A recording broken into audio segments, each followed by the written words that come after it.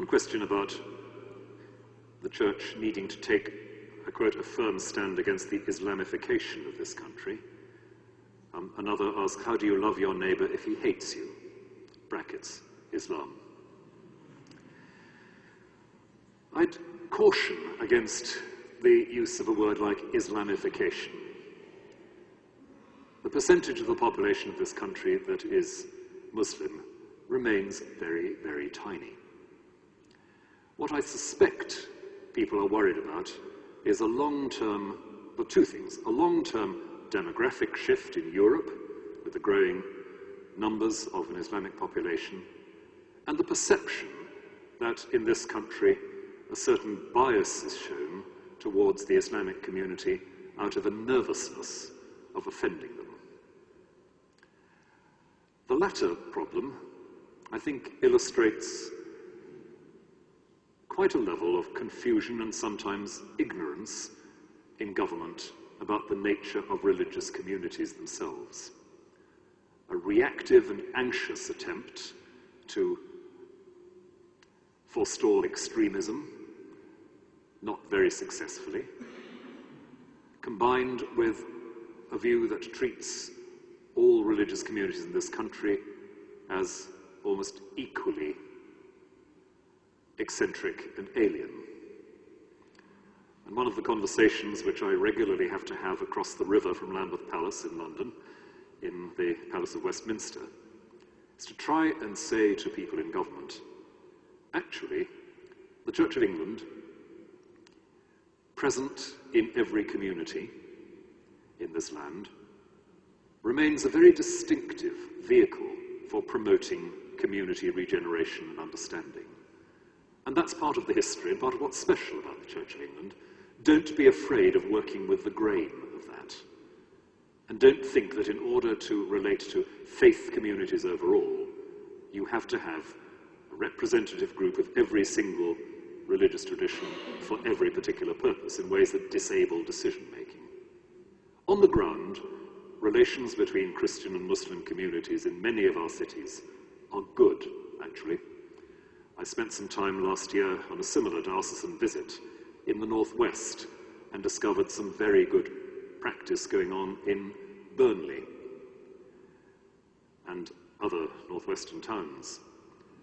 A year before that, on a visit to Birmingham, I opened a family centre run jointly by the local church, a rather evangelical church, and the local mosque. Now, those buildings of friendship are part of the answer to both those questions. And they arise not from Christian nervousness, but from Christian confidence. We're not embarrassed to be ourselves as Christians, and in our approach to Muslim neighbours, we are confident in being who we are. Not aggressive, not oppressive, but happy in our skins. We work from that, we engage, and in that way, we seek for a future which is not Islamified, which is not simply the imposition of another tyrannical religious authority. We seek for a way in which we can together be citizens. And that's, I think, rather important here. As for loving the people who hate us, well, I'm afraid there's nothing very new about that. That's really what Jesus is talking about. And I guess that's what he meant by loving our enemies, you know. We're called on to love, full stop. And that love is, as I was saying, not just a matter of doing good. It's also a matter of being able to seek always something that the stranger, even the most threatening stranger, might have to give you. So don't assume Muslims hate Christians, full stop. Don't assume that there is a single, coordinated, alien plot to take over this country. Recognize the terrifying reality of extremism, and remember that it terrifies most Muslims as much as it does anybody else. And ask what can be done in terms of local friendship to draw out this common citizen identity that we seek. Heaven knows it's not as simple as that sounds, but that's some of what I want to say in response. I'm quite happy for Christians to stand up and defend who they are.